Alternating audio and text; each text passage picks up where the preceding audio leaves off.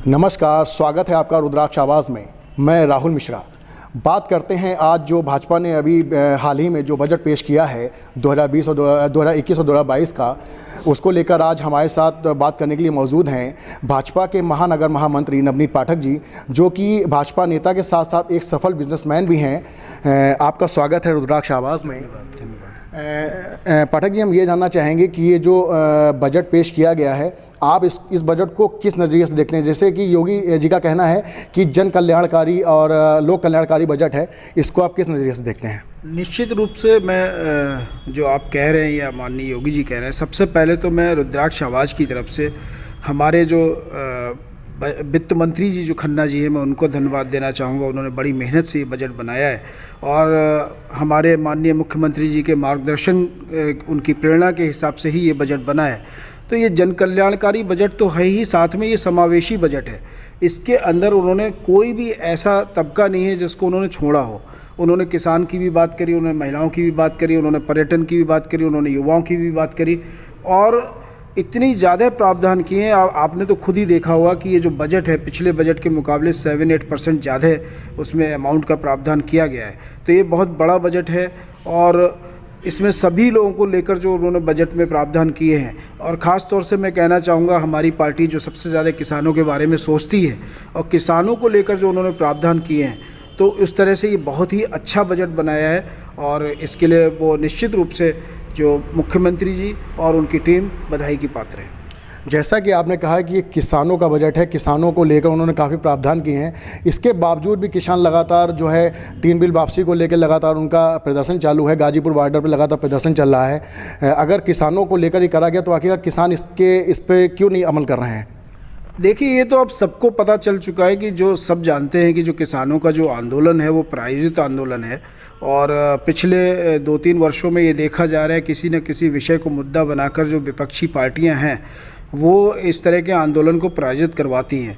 वरना आखिर ऐसी कौन सी बात है कि जब किसानों का एक आंदोलन है, हमारी सरकार हर चीज़ पर बात करने को तैयार है और यहाँ तक बात करने को तैयार है और मानने को तैयार है कि हम अगले 1-1.5 साल तक हम इस जो विधेयक पास हुआ था हम उसको लागू नहीं करेंगे। उसके बावजूद भी वो हर बार अपनी बात से पलट जाते हैं उनके नेता। और सबको पता है कि जो उनके तथाकथित नेता हैं किसानों के, वो किस तरह से किन किन पार्टियों से बिलोंग करते हैं और किस तरह से पीछे से फाइनेंशियल से लेकर किस तरह के सपोर्ट्स आ रहे हैं। आज पूरी पब्लिक को, पूरे देश की जनता को इस बात में पूरा भरोसा। देखिए, एक बात तो आप मान के चलिए कि मोदी जी जो हैं वो मोदी जी अपने लिए कभी कुछ नहीं सोचते। मोदी जी अगर जो भी सोच रहे हैं वो पहले दिन से, जब से सरकार में आए हैं, उन्होंने किसानों की आमदनी दुगनी हो जाए इस पर बात की। अब एक विषय आया कि एमएसपी के चक्कर में कई बार किसान के लिए मजबूरी हो जाती थी कि वो और कहीं अपना फसल को नहीं बेच सकता था। उन्होंने इस बात को इस तरह से रखा कि हम एमएसपी भी मेंटेन करेंगे, इसके साथ साथ अगर किसान की फसल का उचित मूल्य, अच्छा मूल्य बाहर से किसी से मिलता है तो वो वहाँ भी अपनी फसल को बेच सकता है। इस पूरे विधेयक के अंदर कोई भी ऐसी बात नहीं है, कोई ऐसा बिंदु नहीं है जिसके ऊपर ये बात की जाए कि ये गलत है। लेकिन नहीं, उनको तो नहीं मानना, क्योंकि विपक्ष है ना, वो समझते हैं कि कोई भी भ्रम फैलाकर कोई आंदोलन खड़ा करके और उस आंदोलन के ऊपर अपनी ज़मीन तैयार कर सकते हैं जिससे आगे आने वाले चुनाव में उनको कोई ना कोई फ़ायदा हो जाए। तो एक भ्रामक प्रचार है। और दूसरी बात मैं ये भी कहना चाहूँगा, आप लोग खुद ही रिपोर्टिंग करते हैं और आप देखते बहुत सारा जो किसान है वो मोदी जी के साथ खड़ा हुआ है। आज बहुत सारा जो किसान है वो इस बिल का समर्थन कर रहा है। उसकी बात बहुत सारी जो मीडिया इस बिल के अगेंस्ट में जो हमारी न्यूज़ दिखा रही तो वो नहीं दिखाती है। लेकिन बहुत सारा आप तो जाइए, आप गांव में जाके एक बार देखिए, बाइट लीजिए लोगों की, तो आपको पता लगेगा बहुत सारा किसान जो है मोदी जी के साथ बिल्कुल खड़ा हुआ है। और सबको ये विश्वास है कि मोदी जी जो काम करेंगे वो देश के हित में भी होगा, वो किसान के भी हित में होगा और वो आम जनता के हित में होगा। इस बात में कहीं किसी भी जनमानस को कोई भ्रम नहीं है। इसीलिए मोदी जी के साथ पब्लिक खड़ी है। और जो भ्रामक प्रचार लोग फैलाते हैं, कल गुजरात का चुनाव आया, आपने देख लिया कैसे सुपड़ा साफ हुआ है। तो ये सब चीज़ें क्यों हो रही हैं? अगर किसान नाराज़ था तो गुजरात के चुनाव में हम पे असर आना चाहिए था।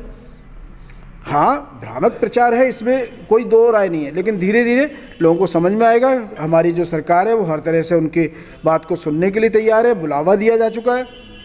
बाकी वो लोग अपना कर रहे हैं तो उसमें कुछ भी कहने का अब ज़्यादा है नहीं। अच्छा, डीजल और पेट्रोल के भाव लगातार आसमान छू रहे हैं। 12-13 दिनों से लगातार 20 पैसे, 25 पैसे, 36 पैसे लगातार डीजल और पेट्रोल के भाव बढ़ रहे हैं, जिससे जो आम जनमानस है, जो उनकी पॉकेट है, उसके ऊपर काफ़ी चीज़ का वजन पड़ रहा है। जो बजट पेश किया गया, बजट में किसी प्रकार का ऐसा प्रावधान नहीं किया गया, या तो वैट कम कर देते, जिससे कि कहीं ना कहीं जो आम जनता है उसको कहीं ना कहीं इसका लाभ मिलता। इसको लेकर आप क्या कहेंगे, जो ये पेट्रोल और डीजल के भाव लगातार जो आसमान छू रहे हैं? देखिए, अगर आप पेट्रोल डीजल की तुलना करेंगे तो 2014 के अंदर जब सरकार थी विपक्ष की, तो उस समय भी पेट्रोल डीजल के भाव कोई कम नहीं थे और कितनी तेज़ी से इन्फ्लेट हो रहे थे। अगर आप देखें तो हर साल लगभग 10-15 रुपये बढ़ रहा था, इतनी तेज़ी से बढ़ रहा था। लेकिन आज की स्थिति क्या है कि हमने 6 साल तक पेट्रोल डीजल को संभाला, हमारी प्राइजेज़ उतनी नहीं बढ़ी। अगर उसी स्पीड को आप लगा लेंगे 2004-05 से जो प्राइजेज़ बढ़े और 2014 में पहुँचे, उस स्पीड को अगर आप करेंगे तो देखेंगे आपका पेट्रोल डीजल आज 150-200 रुपये के करीब होना चाहिए, लेकिन नहीं हुआ। काफ़ी हद तक हमारी सरकार ने उसको कंट्रोल करने की कोशिश की और जो एक सिस्टम पहले से तैयार हो चुका है कि प्राइजेज़ जो है वो पीछे की प्राइजेज़ से डिपेंड होकर एक फार्मूला तय है, उस प्राइजेज़ के हिसाब से वो ऊपर नीचे होते रहते हैं। कभी कम भी होते हैं तो कभी ज़्यादा भी होते हैं। हाँ, ये ठीक है कि जो इसका एक भार पड़ा है, लेकिन अगर आप देखें तो पब्लिक जहाँ पर, जैसे अगर मैं अपनी ही बात करूँ तो हम लोग कितना 5% 10% हमारा अगर फ़र्क पड़ा हमारी कॉस्टिंग में, तो हम ये भी देख रहे हैं कि जो पैसा गवर्नमेंट पर जा रहा है उस पैसे का उपयोग कैसे हो रहा है। आप देखिए, कोरोना के काल के अंदर, कोरोना में इतना पैसा सरकार ने खर्च किया। सरकार, अगर कोई और सरकार होती तो आप कल्पना नहीं कर सकते थे कि इतना पैसा बगैर टैक्स लगाए खर्च किया जा सकता है। लेकिन हमारी सरकार ने बजट में कोरोना के ऊपर कोई टैक्स नहीं लगाया, डायरेक्ट कोई टैक्स नहीं है। आप बताइए, कोरोना के ऊपर कहीं कोई टैक्स लगा? जबकि हम सबको ये उम्मीद थी कि इस बार जब बजट आएगा तो कोरोना सेस के नाम से कोई ना कोई एक टैक्स ज़रूर हम लोगों पर आएगा। लेकिन हमारी सरकार ने आम जनमानस की मजबूरी और उनकी भावनाओं को समझते हुए इस चीज़ पर रोक लगाने की कोशिश की। पेट्रोल डीजल में थोड़ा बढ़ा है तो ये कल को कम भी हो सकता है, क्योंकि गवर्नमेंट कई बार ये भी सोच रही है कि इसको हम GST के दायरे में लाएँ। इसमें कुछ स्टेट लेवल पर टैक्सेस हैं, कई स्टेट्स के टैक्सेस ज़्यादा हैं, कई के कम हैं। और जो विपक्ष के लोग इसका शोर भी मचा रहे हैं, तो मैं तो उनसे कहूँगा कि वो ऐसा कोई माइलस्टोन सेट करें कि उनकी स्टेट के अंदर वो अपने टैक्सेस कम कर लें और हम लोगों को बताएं कि हाँ, वो पब्लिक के लिए कितना कंसर्न है। वो केवल टीवी पर आकर बात करना या इस तरह की बातें जनता में फैलाना, वो तो सब ठीक है। स्टेट का जो टैक्स है, जो अच्छा खासा एक अमाउंट होता है, उसको तो वो खुद से भी कम कर सकते हैं और अपना प्रदेश की जनता को वो कुछ ऐसा दिखाएं जो आगे के जो और स्टेट्स हैं उसको फॉलो करें। अच्छा, ये जो बजट है, इस बजट को जैसा विपक्ष कह रहा है ये छलावे का बजट है, धोखे का बजट है, इस पर आप क्या कहेंगे? देखिए, अगर विपक्ष ये ना कहे तो विपक्ष कहेगा क्या? आप खुद जानते हैं कि विपक्ष के पास क्या होता है कहने को। उसने, मतलब मैं अभी एक जगह देख रहा था कि बजट आया, बजट को पढ़ा नहीं और तुरंत ही प्रतिक्रिया आ गई कि ये छलावे का बजट है, ये ऐसा बजट है, वैसा। आप पढ़ो तो आपको क्या चीज़ छलावा लग रही है। अयोध्या के अंदर हम एयरपोर्ट बनाने के लिए पैसा खर्च कर रहे हैं, अयोध्या को धार्मिक पर्यटन स्थल बनाना चाह रहे हैं, इसके ऊपर निश्चित रूप से पैसा खर्च होगा। अब जब पैसा खर्च होगा तो इसमें कौन सा छलावा है? हम जो युवा जो कोचिंग करेंगे, मुख्यमंत्री जी ने जो पोर्टल अभी शुरू किया है कि जो युवा कंपटीशन की तैयारी करेगा, उस पोर्टल के माध्यम से अपना रजिस्ट्रेशन करा के कोचिंग फ्री की ले सकता है। उन लोगों को हम लैपटॉप की व्यवस्था कर रहे हैं कि वो उससे पढ़ाई करें, तो इसमें कौन सा छलावा है?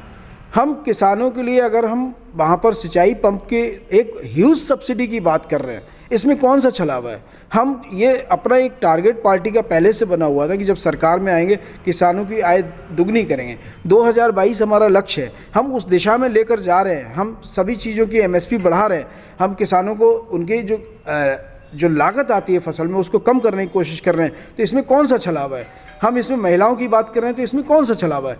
लेकिन विपक्ष के पास कोई भी ऐसा शब्द नहीं है। विपक्ष कभी भी, अगर विपक्ष निश्चित रूप से भारी भरकम शब्दों का प्रयोग करे, अच्छे शब्दों का प्रयोग करे, बजट को पढ़ के अपने प्रतिक्रिया देने की शुरुआत करे, तो विपक्ष का भी वजन बढ़ना शुरू हो जाए। लेकिन विपक्ष जो है वो आज ऐसे लोगों के हाथ में है जिनको ये खुद से नहीं पता कि उनकी जो ज़मीन खिसक रही है वो किस वजह से खिसक रही है। आप देखिए, आप मतलब मुझे तो कई बार ताज्जुब होता है कि इतने बड़े लीडर, आज कितनी शर्मनाक बात की गई है। आज पूरे नॉर्थ का, उत्तर भारतीय जो एक आदमी है उसके लिए कितने शर्म की बात का प्रयोग किया गया केरल के अंदर एक विपक्ष के बहुत बड़े नेता के द्वारा।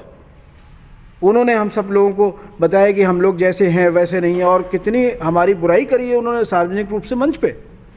और जब ऐसे नेता होंगे, आप क्या किस तरह की पॉलिटिक्स पे लेकर जा रहे हैं देश को, कि कहीं शाहीन बाग खड़ा करेंगे, कहीं पर हम किसानों का आंदोलन खड़ा करेंगे, कहीं पे हम ध्रुवीकरण करेंगे, आप साउथ इंडियन हैं, आप नॉर्थ इंडियन हैं, केवल तोड़ फोड़। अरे नहीं चलेगा। हमारे देश की जनता बहुत समझदार हो चुकी है। ना वो आज जातिवाद के मसले पर लड़ने को तैयार है, ना वो धर्म के मसले पर लड़ने, केवल और केवल एक ही चीज़ आज जनता को चाहिए, वो विकास। और हम सबको दिख रहा है, हम सबको ये अच्छी तरह से दिख रहा है कि सरकार अगर इसी तरह से अपने कार्य करती रही तो वो दिन दूर नहीं है। जैसे आज हम कोरोना की लड़ाई में विश्व में सबसे ऊंचाई पर हैं, आज हम दूसरे देशों को दवाई दे रहे हैं, आज हमने जिस हिसाब से अपने को स्टैंड किया, हम हर क्षेत्र में, चाहे वो कंप्यूटर का क्षेत्र हो, चाहे व्यापार का क्षेत्र हो, चाहे वो दवाइयों का क्षेत्र, हम हर जगह चोटी पर पहुंचेंगे, शिखर पर पहुंचेंगे। हर भारतीय का सपना है कि भारत विश्वगुरु बने, और हम निश्चित रूप से विश्वगुरु बनेंगे। जैसे 2022 का चुनाव आ रहा है, क्या इसको ये मान सकते हैं कि ये जो बजट है ये चुनावी बजट है? एक तरीके से देखा जाए 2022 की रणनीति को तैयार करके इस बजट को बनाया गया है। देखिए, अभी तक मेरा तो मानना है कि इसका चुनाव से कोई लेना देना नहीं, क्योंकि इसमें लोक लुभावन वादे कोई नहीं है। इसमें सारी बातें जो की गई हैं वो कॉन्क्रीट की गई, मतलब हर चीज़ किसी न किसी विषय को लेके है।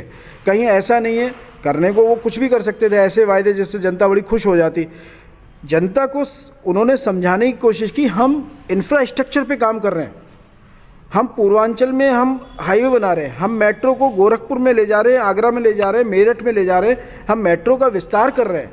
हम आने वाले समय में अगर आप देखिएगा, सरकार रिपीट हो तो बरेली में भी आपको मेट्रो दिखेगी। इस तरह की योजनाएं चल रही हैं। ये सारी योजनाएं जो हैं वो कोई भी ऐसी नहीं जिससे चुनाव पे कोई फ़र्क पड़ता है। हम विकास के लिए प्रतिबद्ध है, हमारी सरकार विकास के लिए प्रतिबद्ध है।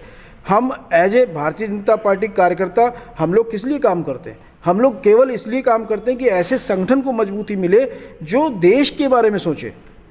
आज आप देखिए, एक छोटी सी घटना मैं बताऊंगा कि हमारे यहाँ कोई भी अगर बैठक होती है तो हम भारत माता की जय, वंदे मातरम, इनसे शुरुआत करते हैं। आप बताइए कौन सी पार्टी में ऐसा दिखता है आपको? वहाँ तो एक अमुक नाम, उसकी जिंदाबाद, उसकी जय। तो हमारा कॉन्सेप्ट क्लियर है। हमारा कॉन्सेप्ट ये है कि हमें देश के बारे में सोचना है। हमारी सरकार प्रदेश की है तो उसका कॉन्सेप्ट क्लियर है कि मोदी जी का जो मार्गदर्शन है, मोदी जी की जो दृष्टि है, उसको देखते हुए हमें अपने प्रदेश को भी, और आप तो देख ही रहे हैं कितनी तेज़ी से काम हुआ है। आज आप आम जनता से बात कीजिए, हर आदमी कहता है हाँ प्रदेश में बहुत फ़र्क आया है, क्राइम का ग्राफ नीचे गया है। आप सोचो पहले कैसे क्राइम होता था, कैसे लोगों को उठाया जाता था। आज इन सब चीज़ों में रोक लगी है। आप विकास की बात कर रहे हैं, आज हम फिल्म सिटी भी लेकर आ रहे हैं यहाँ पर। तो ये सारी चीज़ें विकास से रिलेटेड, और जो हमारे एक्सप्रेस हाईवे बन रहे हैं उसके आसपास बहुत पिछड़े इलाके हैं, विकास तो होगा ही ना। अपने शाहजहानपुर से गंगा एक्सप्रेस वे जा रहे हैं, तो कलान क्षेत्र जो सबसे पिछड़ा क्षेत्र है वहाँ पर विकास होगा नहीं होगा? तो निश्चित रूप से हमारी सरकार जो है वो चुनाव को दृष्टि भी नहीं रखती है। चुनाव तो उनको पता है कि हम अगर काम करेंगे तो हमें अपने आप वोट मिलेगा और हम जीतेंगे, और जीत रहे हैं। और इस बार भी आप देखेंगे कि हमने अगर पिछली बार चुनाव में 300 सीटें पाई थी, 300 प्लस, अब की उससे ज़्यादा ही सीटें लेके आएंगे। जैसे हमने राष्ट्रीय चुनाव के अंदर हमने देखा कि पिछली बार से ज़्यादा सीटें लेकर हम इंडिविजुअल लेकर आए थे, अब की हम यहाँ भी ज़्यादा सीटें लेकर आएंगे।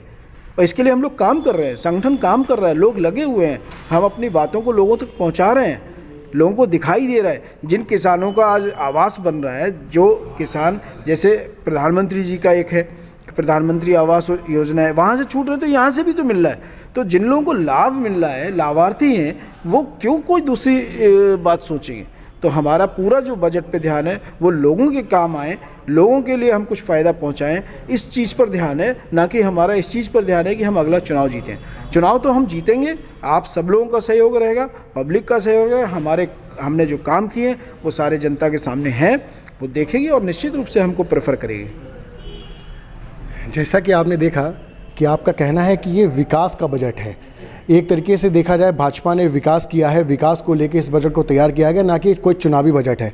आपने बताया कि यहाँ पे जो विपक्ष कह रहा है कि छलावे का बजट है। ये छलावे का बजट नहीं है, क्योंकि जैसा पाठक जी ने बताया कि छलावे का बजट नहीं है, बल्कि वो बिना पढ़े लिखे, बिना पढ़ने के बावजूद पढ़ा नहीं उस बजट को, उसमें क्या गहराइयाँ हैं, क्या है और क्या नहीं है, और उसको बिना पढ़े ही उसमें अपनी प्रतिक्रिया दे दी कि ये छलावे का बजट है। अब देखने वाली बात ये होगी कि इस बजट का आम जनता पे क्या प्रभाव या क्या फ़ायदा पड़ेगा।